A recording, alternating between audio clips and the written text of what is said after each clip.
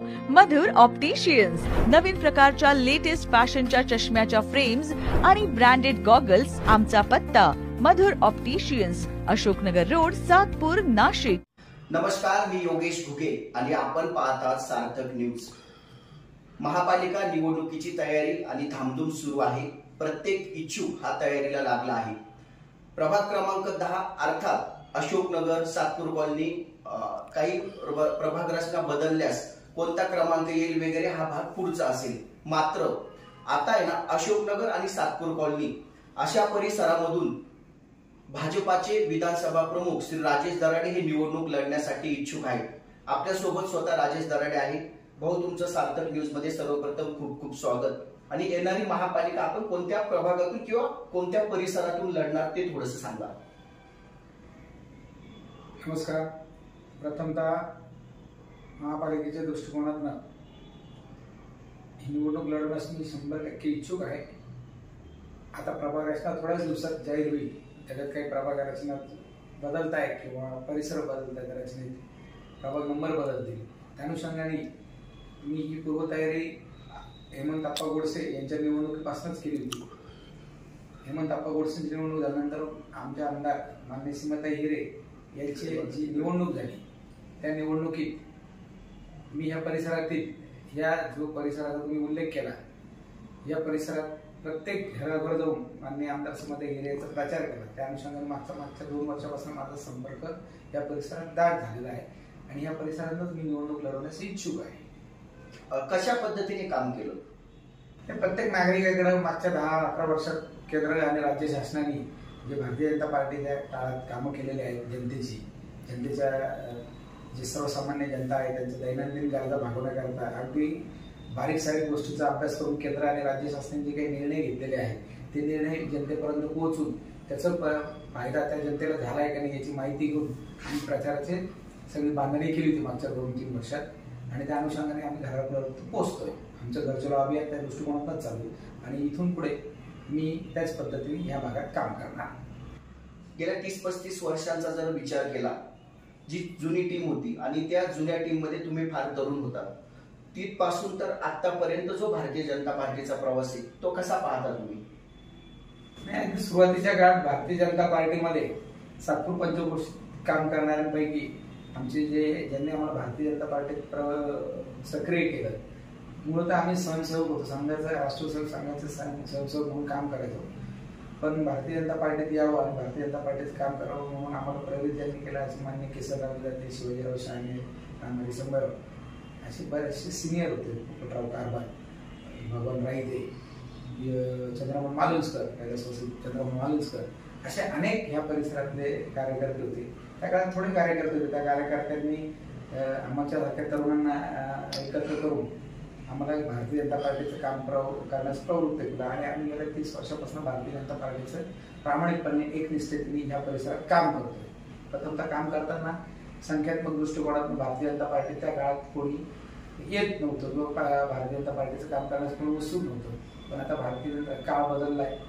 भारतीय जनता पार्टीने जे गेल्या 15 वर्षात 20 वर्षात हिंदुत्वाचं जी राजकारण भारतात आणि सबका साथ सबका विकास आता नरेंद्र मोदींचं जे सूत्र आहे ते त्यांनी अंगीकारलं आणि भारतीय जनता पार्टीने ह्या पूर्ण भारतभरात संघटनात्मक दृष्टिकोनातून आणि राजकीय दृष्टिकोनातून जी मुसंडी मारली त्याचा फायदा आम्हाला इथे झाला आणि भारतीय जनता पार्टीचे असंख्य कार्यकर्ते वाढले आणि इतर पक्षात नाही, भारतीय जनता पार्टीत जे हिंदुत्वाची विचारधारा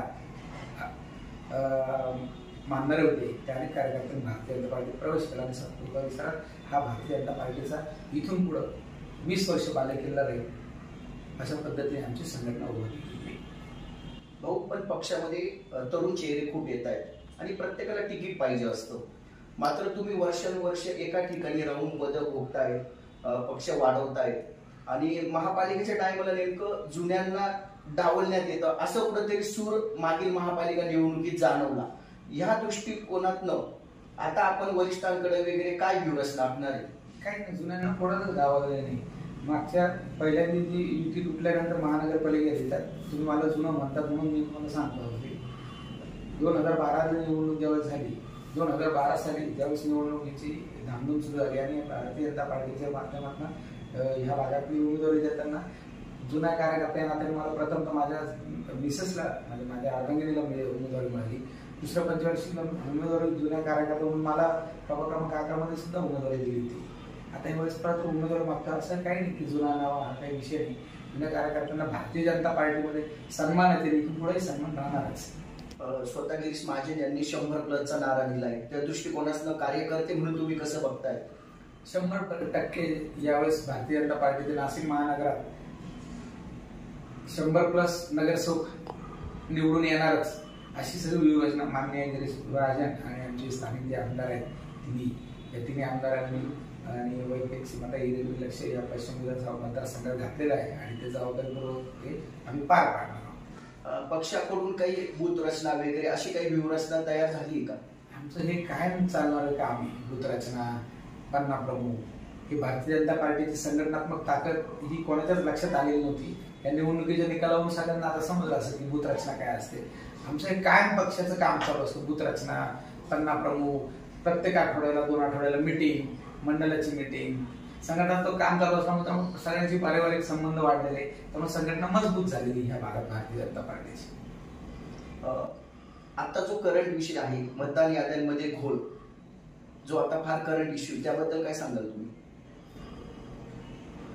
ज्या वेळेस लोकसभेच्या निवडणुका झाल्या त्यावेळेस भारतीय जनता पार्टीचे लोकसभेचे खासदार कमी निवडून आले.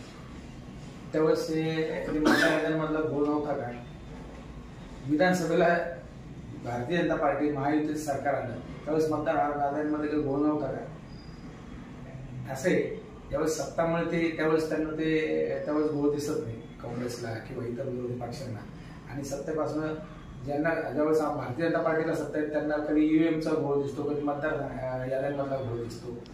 हे जगजाहीर आहे की ज्यावेळेस त्यांना सत्ता मिळते त्यांना त्यावेळेस त्यांनी डोळ्याला पट्टी बांधलेली असते. कर्नाटकमध्ये विजय मिळाला, महाराष्ट्रात विजय मिळाला लोकसभेच्या दरम्यान, त्यावेळेस कुठे गेलं होतं त्यांचं मतदार याद्यांचा घोळ? त्यावेळेस मतदार याद्यांमध्ये घोळ नव्हता काय? आरोप बेछूट करायचे, विना अभ्यास करायचे, अभ्यास नसलेला त्यांनी अशी वक्तव्य करायचे, त्यात काही अर्थ नाही असं मला वैयक्तिक वाटतं. अजितदादा, एकनाथ शिंदे आणि बीजेपी अशी युती होईल का? होऊ शकते. स्थानिक पातळीवर सगळ्यांना अधिकार दिलेले, प्रत्येक पक्षाची ताकद बघून प्रत्येक पक्ष त्या भागात नाशिक शहरात कुठल्या पक्षाची ताकद जास्त आहे, कुठल्या पक्षाची नाही, या तिन्ही पक्षाची वरिष्ठ नेते बसून ती चर्चा करून तो विषय मार्गी लावतो. नाशिक महापालिका विजय होण्यासाठी तुम्ही वैयक्तिक काय प्रचार यंत्रणा राबवली? आतापासून कशी सुरुवात केली? भारतीय जनता पार्टीचं काम हे निवडणुका समोरच आहे असं कधीच नाही. संघटनात्मक काम हे 12 महिने 24 तास चालू असतं. रोज काही ना काही भारतीय जनता पार्टीत काम असतं. कधी बूथ रचना असते, कधी घरचल अभियान असतं. तर मी आता वैयक्तिक माझ्या पातळीवर तुम्ही गेल्या 2 वर्षापासून प्रत्येक ठिकाणी प्रत्येक भागात या तुम्ही उल्लेख केलेला आहे. सातपूर कॉलनीपासून तर अशोकनगर पिंपळगाव बोलल्यापर्यंत मी प्रत्येक घरात जाऊन भारतीय जनता पार्टीचा कार्यकर्ता या नात्याने प्रत्येकाशी संवाद साधतोय आणि भारतीय जनता पार्टीने देशाकरता, राज्याकरता, नाशिक शहराकरता काय उपलब्धी केलेली आहे, नागरिकांना काय त्या गोष्टीला फायदा दिलाय हे त्यांच्याशी चर्चा करून त्यांना संघटनेत सामील करतो, त्यांना सभासद करतो, त्यांना भारतीय जनता पार्टीला मत देण्याकरता प्रवृत्त करतो. अशी आमची प्रचाराची यंत्रणा आहे. लाडकी बहीण स्कीम तुम्ही नागरिकांपर्यंत कशी पोहोचवली? अगदी घराघरात जाऊन विचारला आम्ही. तर मागच्या निवडणुकीला सीमाताई हिरे ज्या निवडणुकीत विजय झाला विधानसभेच्या, तर मी आपल्या परिसरातल्या प्रत्येक घरात जाऊन सगळ्या लाडक्या बहिणींना भेटलो, त्यांना त्या योजनेचा, सरकारी योजनेचा फायदा झाला की ते विचारलं. काहींना लाभ झाला, काहींना नाही झाला, ज्या एलिजिबल होत्या त्या.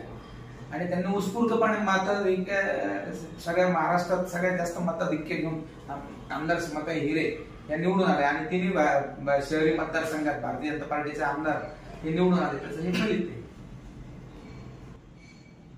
भाजपने जर तिकीट दिलं तर विजयाचं गणित दिसतंय का?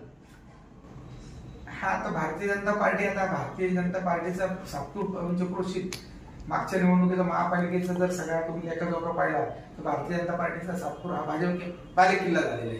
त्यामुळे येणाऱ्या काळात ही निवडणूक भारतीय जनता पार्टीला अगदी सोपी राहील.